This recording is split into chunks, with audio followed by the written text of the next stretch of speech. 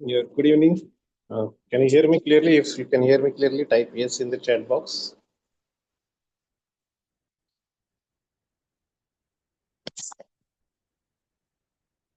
Yes. So just type something about yourself in the chat box. How many months postpartum are you? What are your key issues? Do you know if you have diastasis recti? Any other issues you have?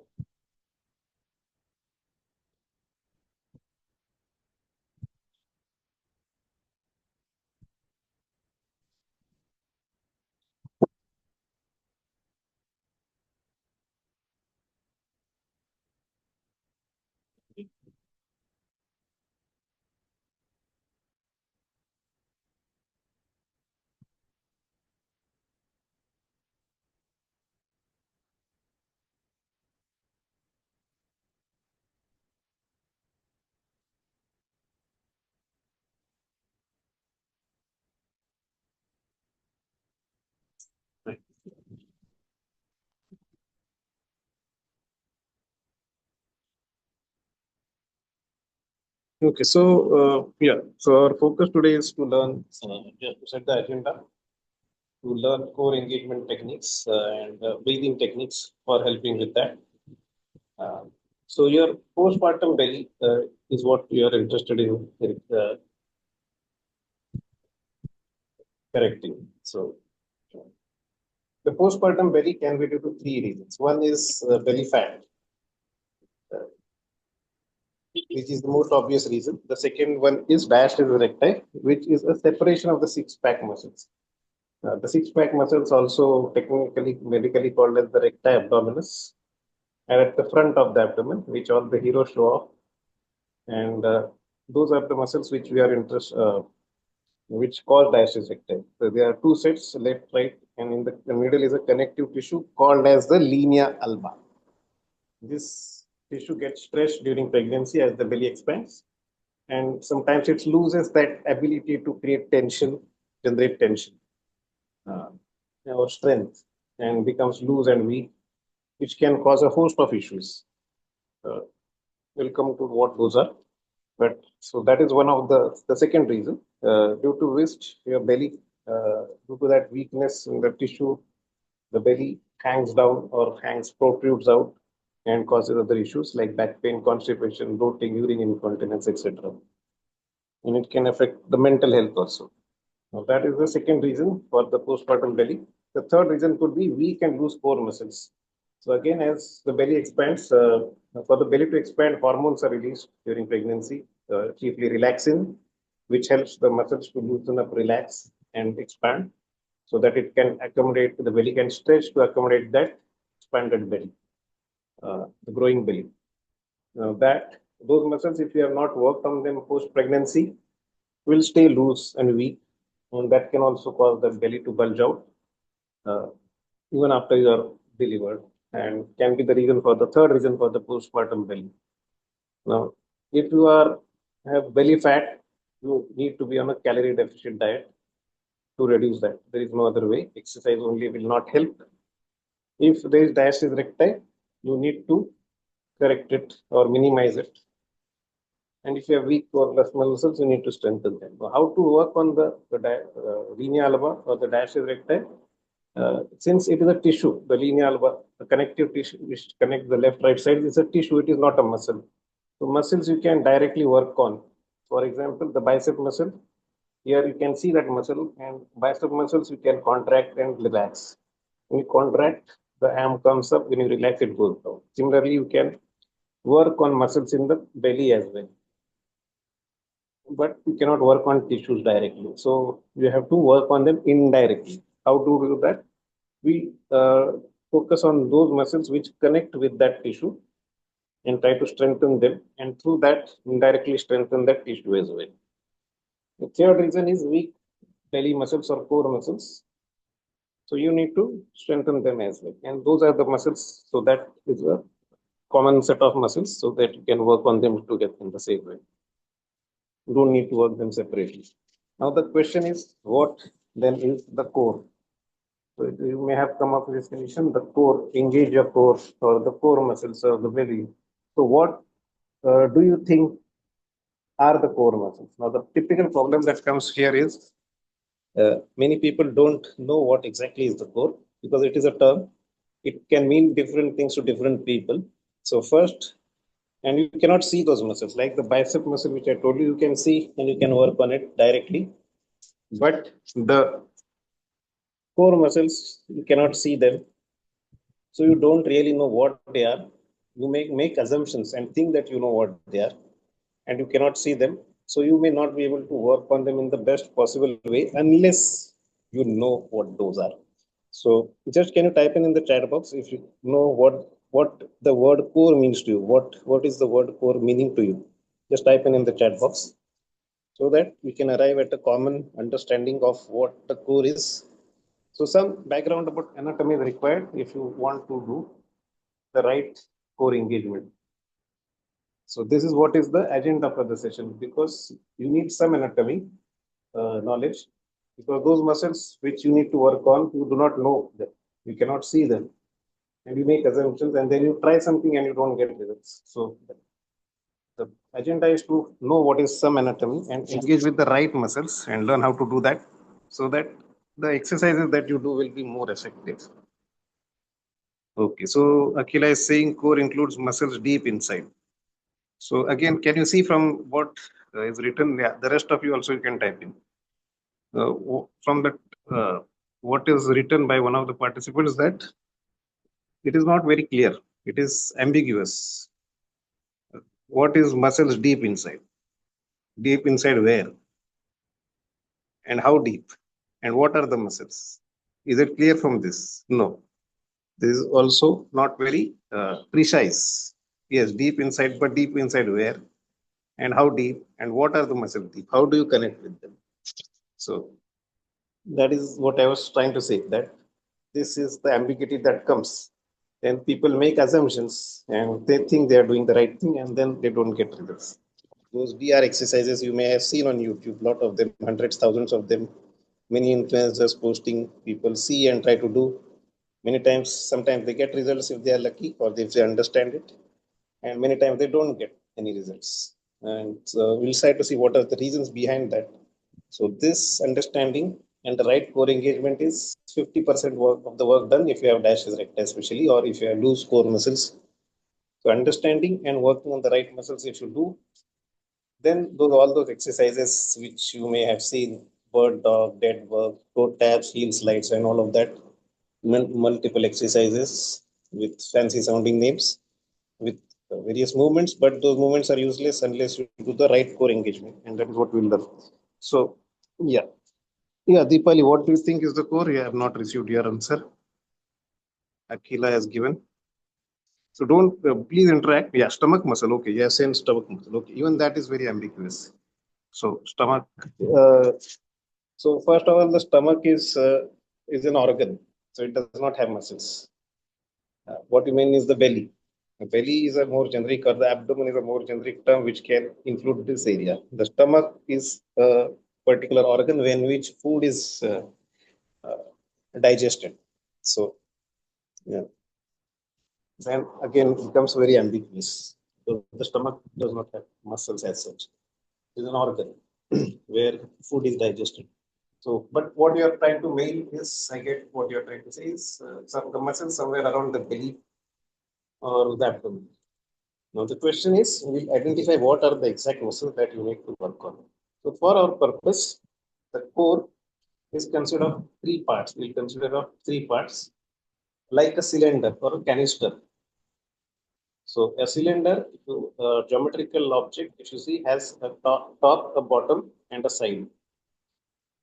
So the top of the core cylinder for our purpose is the diaphragm, which is below your ribs. Your ribs are here, the bony things, the rib cavity in which your the other internal organs of the chest and the lungs are present. Below that is the diaphragm, which is your breathing muscle. That we will consider as the top of your core cylinder. At the bottom of that is the pelvic floor muscles, are the pelvic floor muscles. Now, what is the pelvic floor? Again, we need to see. But for now, assume that you know that. Some of you may be aware, some of you may not.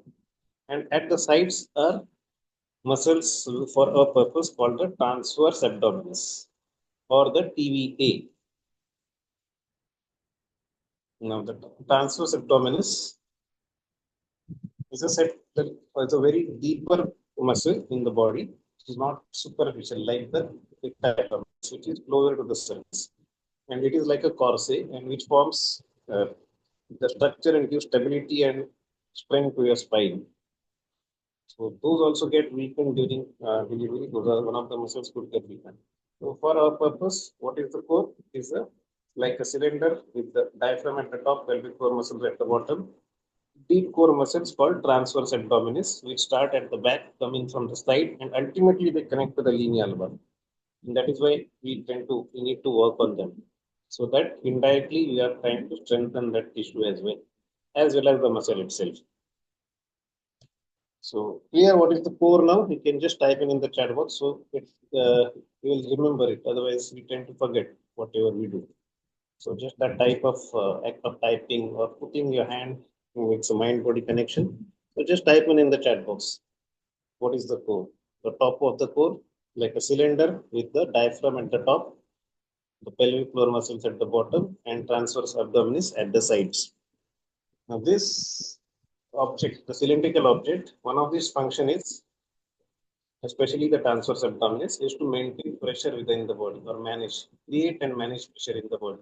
Now, what is pressure and why is it required? Is important. It is because you need it for daily activities, like lifting things, picking things up on the floor, lifting your babies, putting things on a shelf. The body climbing the stairs, getting up after lying down. The body creates and manages pressure so that you can do these activities in the belly.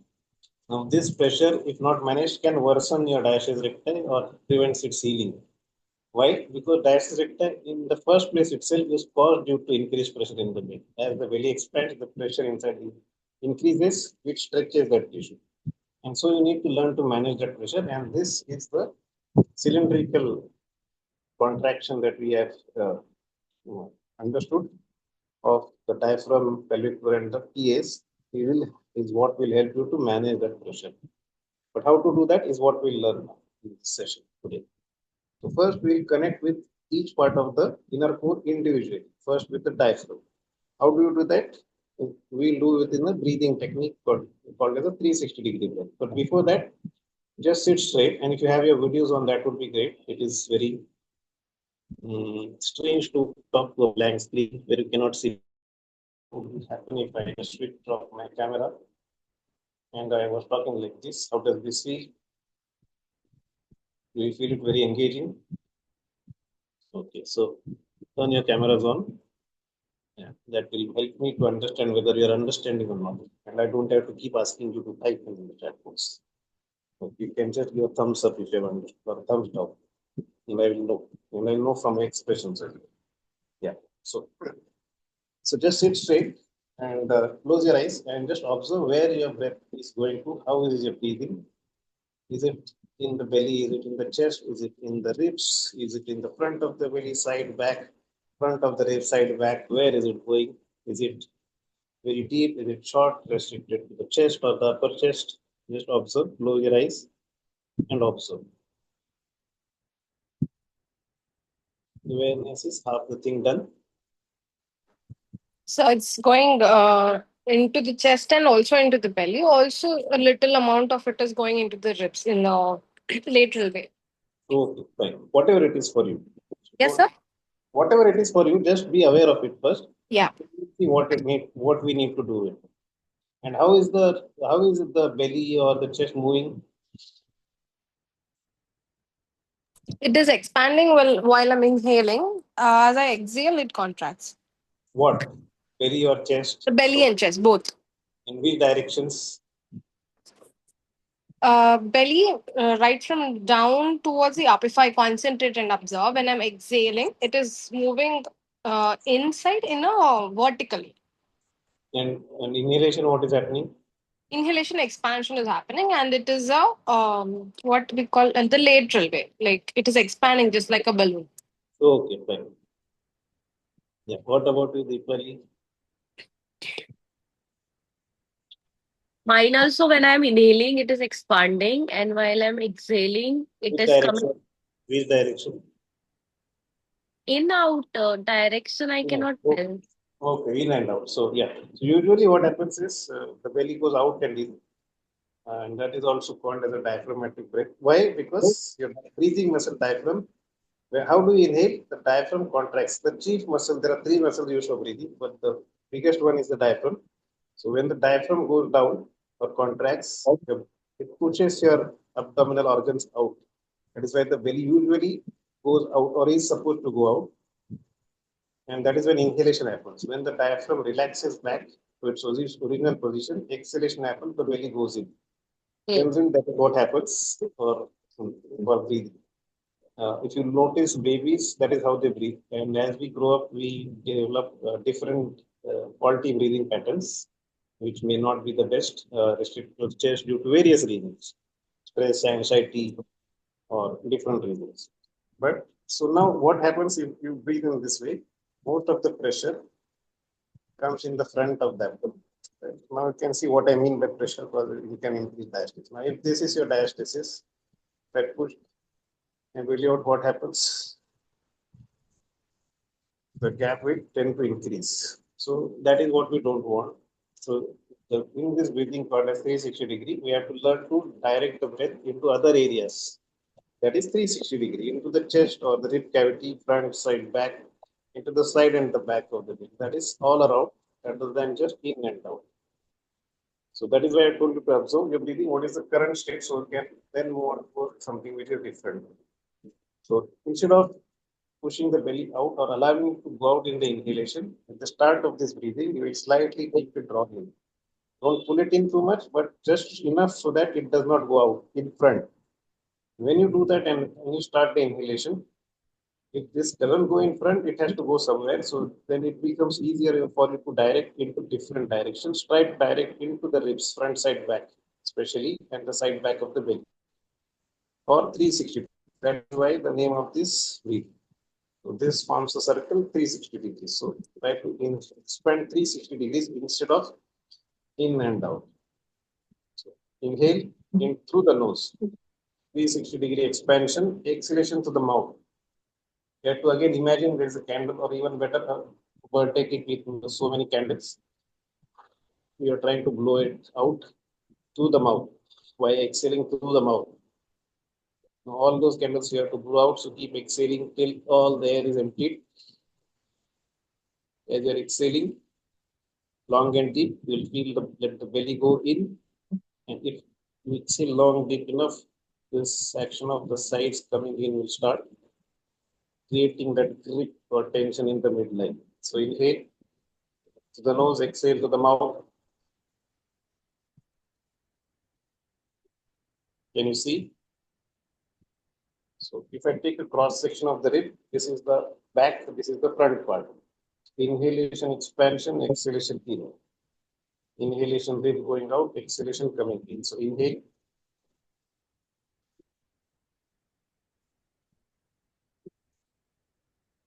But again, don't push the chest out in and out physically like this. It is because of the breath being directed into that area that the rib should move. So it may not be a very big movement, but even a slight movement initially is good enough.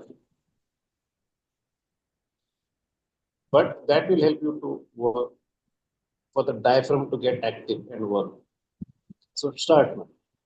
At the start of the inhalation, slightly navel in, and then you inhale so that the ribs expand. Exhalation to the mouth. Long deep exhalation, belly going in, sides ribs coming in. Also, you will not collapse. Now, even if you collapse and not keeping a good posture, again you can see the belly gets pushed out because of that compression and pressure. So sternum of the chest bone lifted so that your core muscles are nicely stretched out and not collapsing. Shoulders should be relaxed and not uh, bulging out. Also, you will keep your hands in this position like this. Why?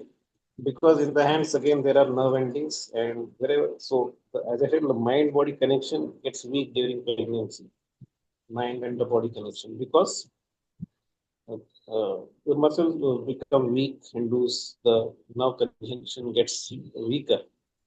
Now wherever there is touch, there is again increased sensitivity, so there are nerves, so that helps in focusing on that area. So the ribcage movement, especially the side back, is difficult. You place your hands, the thumb at the back, that will help you to get better movement.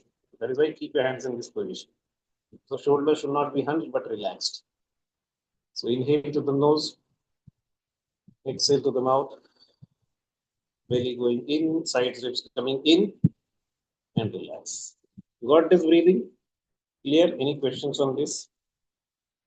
Able to do it?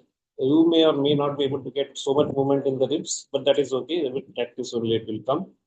And if it is also not coming, we have other types of breathing now, which we teach in our regular classes. There is rib cage smash, deep water breathing, where you can get better movement in the ribs to happen. But even if some have got the idea of how to breathe, with practice we'll get some action going there. So what did we do? We connected with the diaphragm. Again, I keep repeating this so it gets registered in your brain. Core is like we consider like a cylinder. At the top, diaphragm, bottom pelvic floor muscles, sides, transverse abs.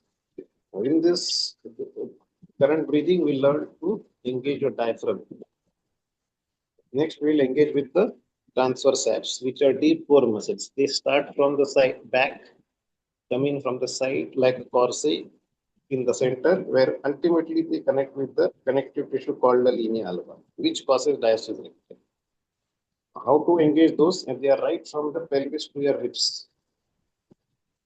So all along this, there is a big muscle and the biggest muscle. That is why we engage with it. How to engage it? There is a procedure called a drawing in procedure, which is like, see, pulling your belly back, but not sucking in. Sucking in is with force and is different from drawing in the sense that you gently draw back. That is what engages the transverse abs.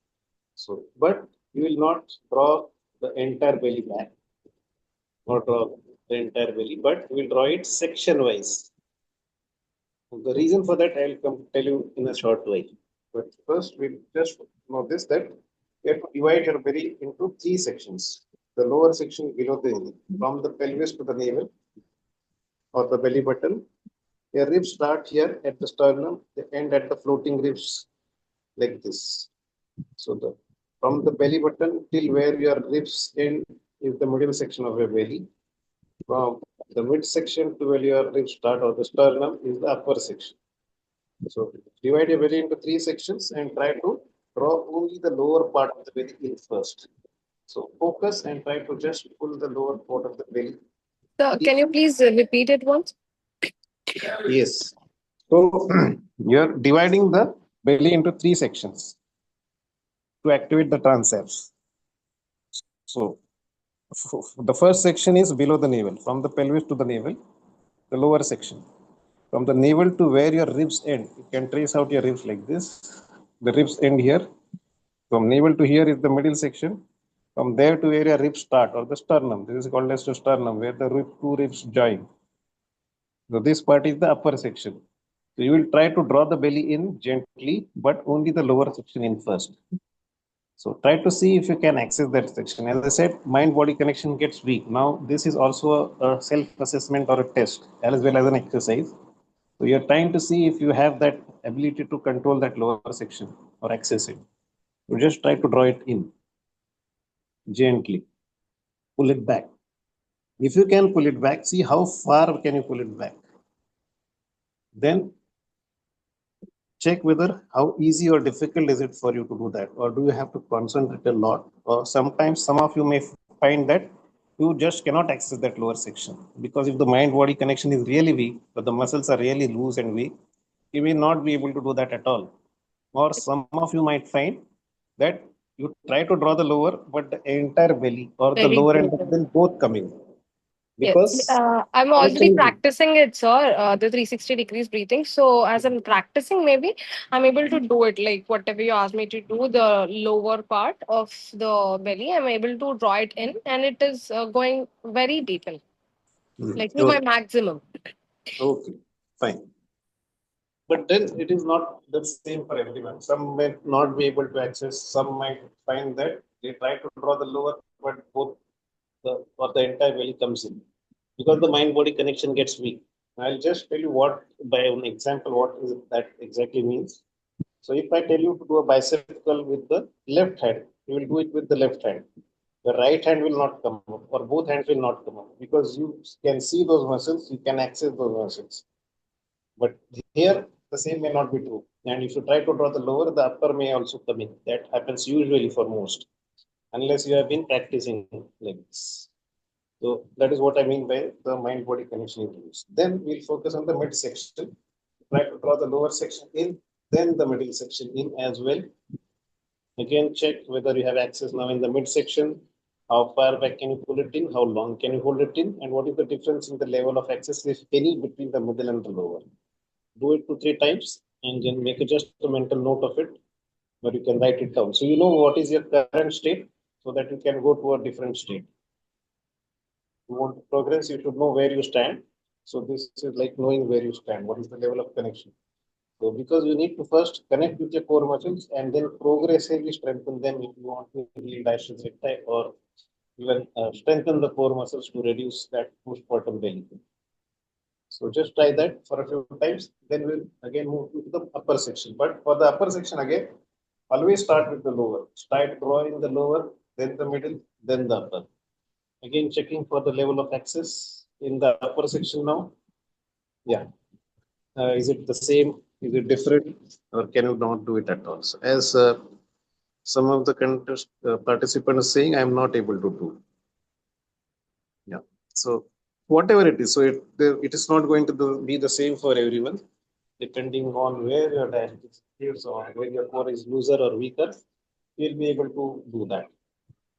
Okay, clear? So now you know that some of you may or may not be able to access all 3 sections, but you have to do. Now the reason for that I'm telling you now is because you may have either a diastasis recti which is at the navel or upper DR which is above the navel or a lower DR which is below the navel. Now, if you just try to draw the belly in fully without focusing on sections, what will happen? Our tendency is that what is strong works more and what is weak works less.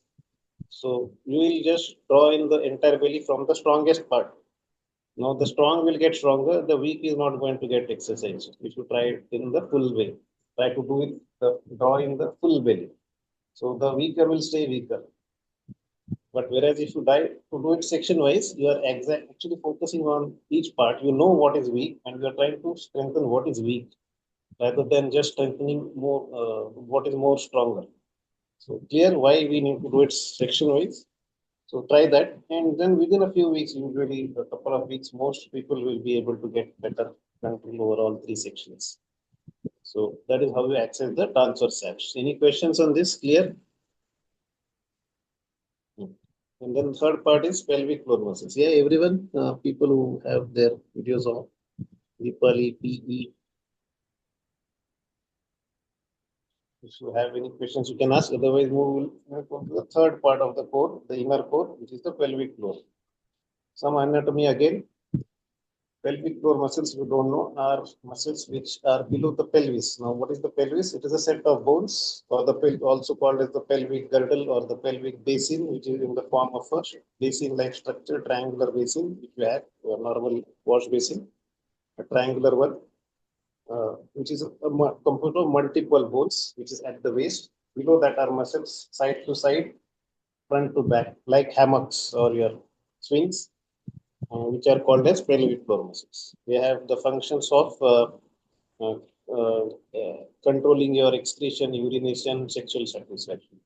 Now, these muscles also get weak or loose during pregnancy, or they might get tight, which is both are not good. Then you need to exercise them as well. Now, how to exercise them? Again, these muscles you cannot see externally.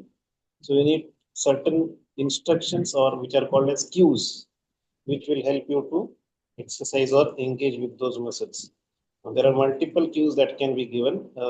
Some cues work for some don't, because as you said, you cannot see those muscles, so it's difficult to focus on something which you cannot see. So we are usually visually more active than other senses. So the first cue is, again, the pelvic floor has two parts: is the front part and the back part of the, or anterior and the posterior part. You can access them separately. So the posterior part, if you want to access, the cue is to contract your anus, lift it up, hold and then release it. This is one cue. You can try. This is called as Ashwini Mudra in yoga, and in the Western medicine, it is called as Kegel exercise. So you may have done them during the pregnancy or may not have done, but just try that. So contract, close your eyes, contract, focus, contract the anus, and try to pull it up, hold, and then release it. Try it a few times and see if you can do that. You might feel that the belly also goes in if you do that, because all the muscles are interconnected. Actually, when you do it, you are not supposed to uh, access the other muscles, but try to do it finally. But initially, it's not going to happen unless you practice in doing it. Now, this is supposed to act on the posterior part. Again, that may not happen, and the entire pelvic floor is going to get worked because you don't have that finer control here. The other cue that you can use is trying to imagine that you want to pass gas, but you are trying to hold back as you are in a social situation. So that works for some. So whatever works for you, try that. So these are the two cues for accessing the posterior pelvic floor. How to access the front of the pelvic floor? You have to imagine, the cue is to imagine that you are trying to stop the flow of urine midway. So try to imagine that and try to access those muscles which you will access to do that. That will help you to access the front of the pelvic floor. This is especially useful if some of you have issues like urine incontinence, that is leakage of urine, uh, uh, or stress incontinence, on coughing or sneezing, there is leakage of urine, uh, uh, postpartum, which can occur, which is a very common issue, or it will help you to correct that as well. Again, useful in certain other conditions, more severe conditions, which can happen if you have diastasis recti, or which is such as prolapse. Now, prolapse is when your uh, uterus or the rectum or the urinary bladder slips down from its position, and it can at some time be felt as heaviness around your vagina. So, in these issues also, if it is the initial stage or not so much advanced, doing these exercises can help to further worsening or even correct them at times. So that is how we access the pelvic floor. Now, for the best core engagement, as I said, and the pressure management, all three parts need to work. So now I'm assuming we have understood uh, how to access the pelvic floor. If any questions you can ask, otherwise now we'll combine all the three into the 360-degree breath. Yes. So, sir, this 360 degrees breathing, like if we once master this 360 degrees breathing, like as we included the diaphragm and your belly muscles, and then the pelvic floor, the both the posterior and anterior pelvic floor muscles. So, engaging this breathing with all the exercises you have mentioned earlier will really, really work for each and every mother for sure with the diet, proper diet. Yes. Yes. Because I've only seen the Western reels, the Western country reels showing they've come back with their flat belly and abs. Is it for real? Because I'm struggling hard as a yoga trainer. I do see changes, and if I'm not working out for a week and it is back, or else I will get a flat tummy, and I'm very happy that I did it for myself. Again, if I'm not taking care of any sort of exercise, if I'm busy with some family works or my yoga classes, then again it comes back just like that. Okay. Okay. So how many months postpartum are you? Right now I'm 2 years, but I'm practicing from past.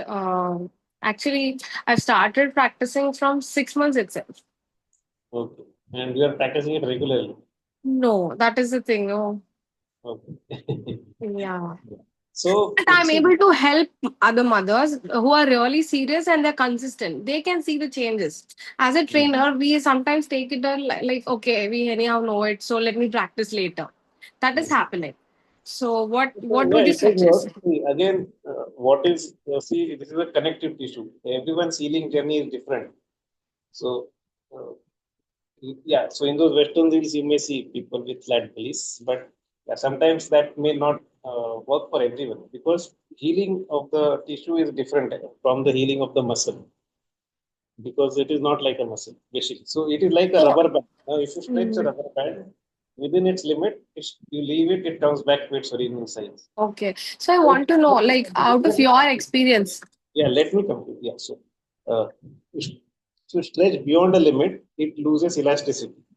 So then, if you leave, it will stay there. So something similar happens here. So by loading it, we try to correct it to its best possible extent. You cannot directly, as I said, work on the tissue. You have to work on the supporting muscles. So everyone's healing will be different because it is dependent on multiple factors. One is genetics. So everyone will not heal in the same timeline, and everyone will not heal to the same extent. What is considered healing is also you have to understand. So too much focus is left on the width of the gap. But the latest research and all says that you don't need to focus on the width. The depth is more important, and the ability to generate tension in that tissue is more important rather than the width. So sometimes a wider DR, that is 5, 6, 8 fingers people have, with the ability to generate tension is not as severe as even a 2 or 3 finger DR, where you cannot generate tension. It goes deep inside. So that is more severe sometimes. So the wider DR may heal for sooner than the C. So each person to person, the case will be different. So that is why you cannot just say that uh, what is, you have to understand what exactly is healing meaning. So the ability to generate tension is more important than just the width of the gap. Sometimes the width may not come back completely, they may stay, but if you can generate that tension in the tissue, uh, it is considered. So you're functionally you are able to do all the functions. So the DR is functional because you are able to create pressure and manage your activities. Ultimately, you should be able to do all your activities which you do earlier, and that is all the functions you are able to do. So that is more important than that is one of the functional aspects. The other is the cosmetic aspect where you want to see a flat bill. So At least, yeah. you have No, to no, understand actually. what is healing. You have to understand in the concept in that I concept. totally agree with it, sir. Even I believe in the same. If you're But most functionally people, back most and you're people, if coming you have back with the fat, I mean, healing, people that is will want the appreciable. fat bill. Yeah. Yeah, but who people who are coming to the classes for postpartum recovery, they expect only this thing, saying I'm doing a lot of thing, but my belly is not becoming flat. Again, They will tell they have got the strength back. They will say my back pain is gone. They will say too many other things that they are active enough and they feel complete also with their tummy and stuff. But the only thing is the little pouch that is hanging, what to do because they're not able to wear. that's it. That extent to where that may go back is will differ from person to person, and also the timeline will differ. So So, for out some, of your experience, it will take year or more also. So will that that really happen? focus activity, yes, it does happen, but it will take a lot of effort, and it may not go completely back like it Yeah, was, a little might be there but anyhow. it might remain still because, as I said, like it has got stretched beyond limits. So that Mm. expectation management has to be done. Also, many Also, mothers, I think they do a mistake before they recover their diastasis recti. They yes, switch on to a lot of weight loss programs and they do a lot of yes. planks and stuff. The situation is more worsened, right? Yes, that will also help worsen the situation. Yeah. But as I said, don't focus on the tissue. Don't focus, in fact, on the tissue. Focus on strengthening the core. As the core becomes stronger, even the muscles, as I said, need to be worked on. They will take up shape and that bulge will reduce. But it may not completely go flat, or it may. And if you want a completely flat one, then the surgery is the only option. But it may have its own, again, risk with associated, which you may not want to take. And but in some cases, exercise will not work, and then surgery is the only option. So I have one more doubt. I don't have diastasis recti. Mm. I am working out now. I've taken a lot of gap anyhow. I just have that a little bumpy pouch. That's it. It's not like too much heavy or something. Mm. My question is, how do I know if one of my client is there? So how do I know if she's totally healed with the core and she can go further with the exercises? Okay. So then basically, that let's say ability to create tension in the midline. So what happens People is, who doesn't have DR. if you cannot tension, is doming happening. Now, doming is where you have whether the linear lever tends to bulge out, you can see it come out when there is pressure in the belly. Where pressurizing even exercise, like as you said, mountain climbers, planks, put pressure, and then you can see either the linear lever bulge or the entire belly bulge. There can be two doming happening. One is just doming of the linear alba or of the belly as well. So Okay. if the doming is happening uncontrolled, again earlier it was that doming, any doming was bad, or it was thought, but now the latest results say that some doming is going to happen. It's natural because the muscles are weak, but it should not be beyond. It should not be beyond the limit. Now, what is again the limit? You need to see whether it is by engaging, can you pull it back? And by touch, you can see. If it is soft doming, it is still okay. If it is at the limit, you will feel possibly very hard doming happening. Yes, very common in the new practitioners. Yeah. So if it is very, very hard doming, you are probably at the limit. And if you are still the doming is still happening, then maybe you need to regress to earlier exercise where you develop strength more in uh, a lower level of exercise, of lower level of Okay. intensity, and then proceed further. Okay, So, sir. Thank you. okay.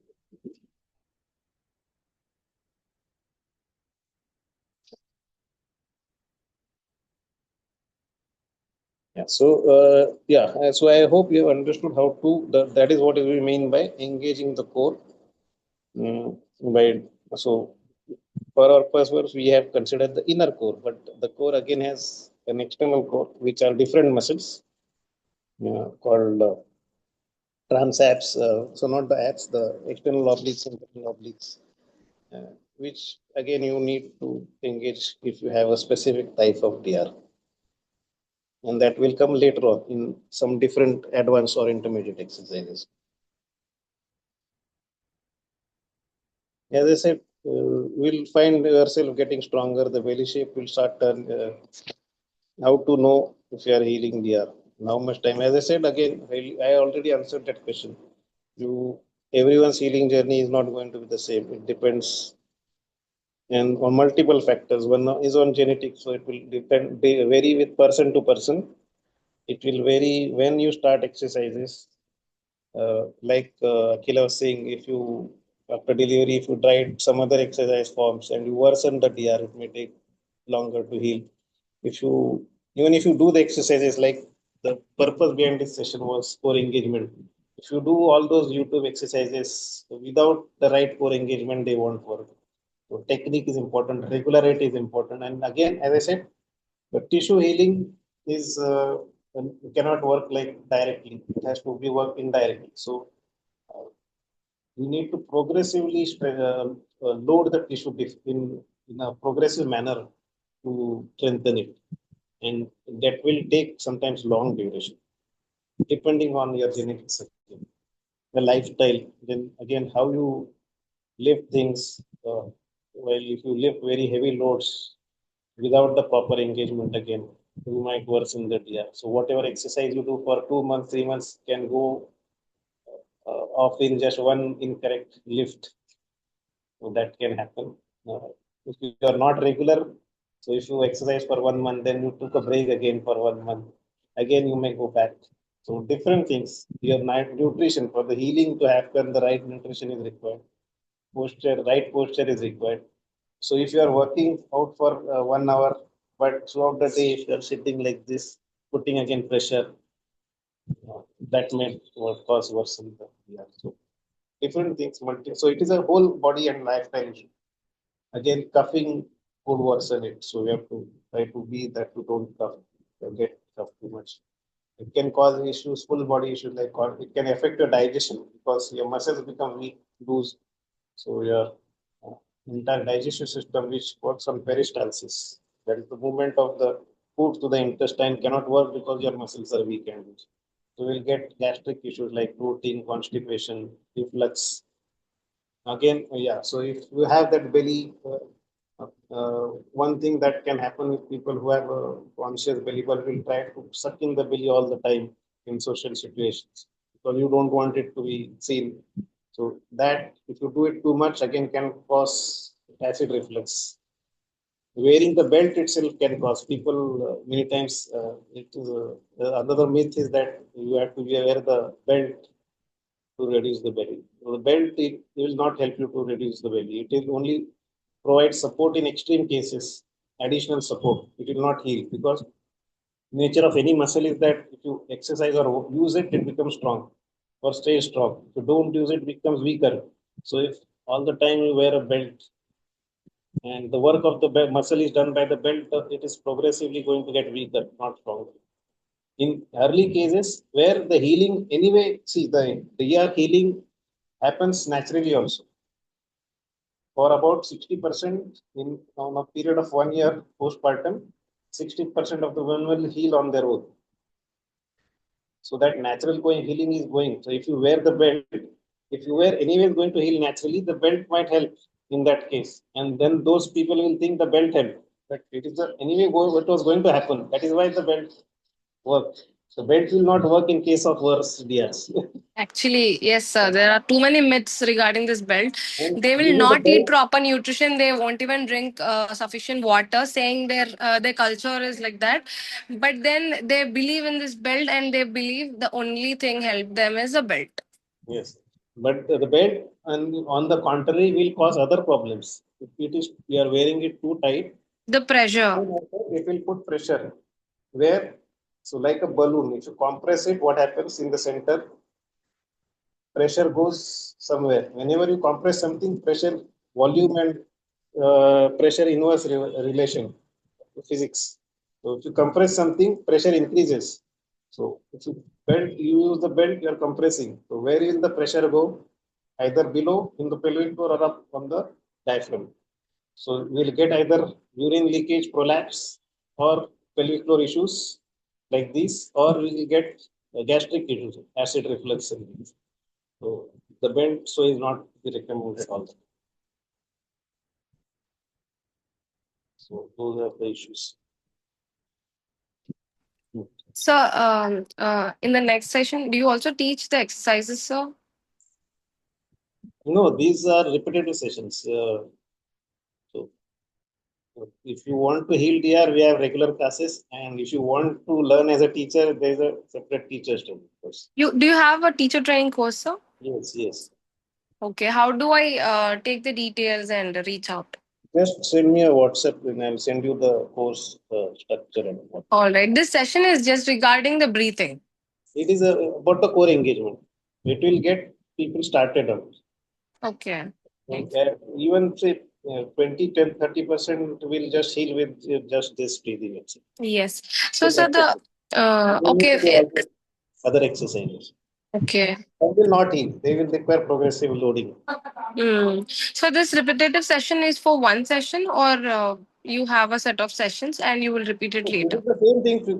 People are not able to attend at the same time. So that is why this weekend, so 2, 3 sessions are there. So it's the Oh, same session that is going to get repeated. So all it's not. right. Okay, sir. Great information.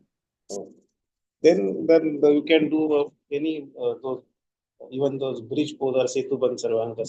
So all the exercises use the same breathing to engage the core. So this session is about learning this technique itself. That is why engaging the core, because this is half the work done. If you don't do this, then all the other exercises are of use, no use. Very true, sir. Very true. If we once master this breathing, we can include this anywhere in your poses, like your dead bugs, your bridge, Yeah, your all fours. yeah, all the exercises. In fact, you need this. Yeah. But again, yeah. So again, but then in the regular classes, there are multiple breathing techniques because sometimes for many the rib cage movement itself will not happen. Then there are other breathing techniques that are required. Okay.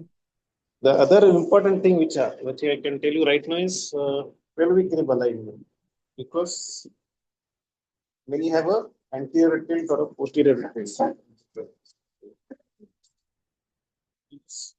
depending upon multiple reasons, the structure of your spine itself, or how you stand, sit over a prolonged period because of posture, or during pregnancy itself. So the weight of the body, you might have either anterior tilt where the pelvis gets tilted forward, or a posterior tilt. People, women walk sometimes like this, so they get a posterior tilt.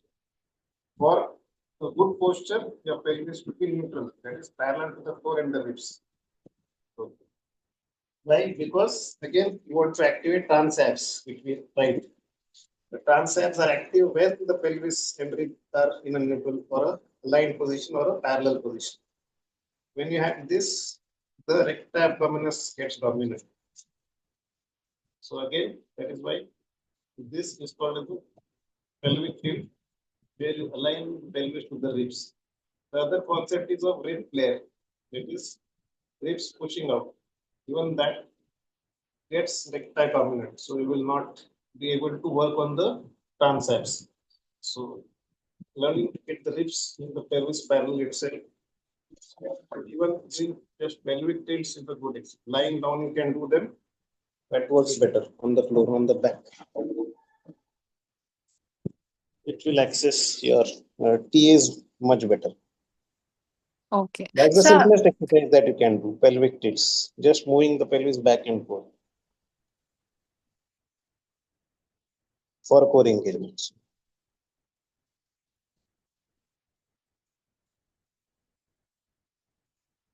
Yeah. Any other questions?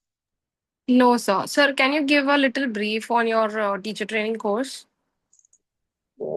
Yeah, basically it's a 1 month weekend course generally, 4 weekends, about 1.5 hours, where we all cover all the things like how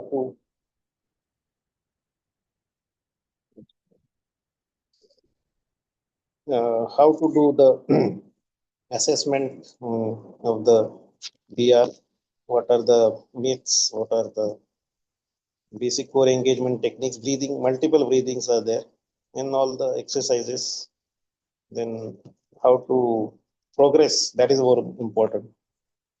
How to progressively load the linear work so that it requires, because with 20, as I tell, a few percentage will heal very fast, but the rest will need progressive loading and extended period. So how to progressively load, how to know whether how to we have to go back to earlier exercise, or if doping is happening, all that is covered. How to give instructions, cues,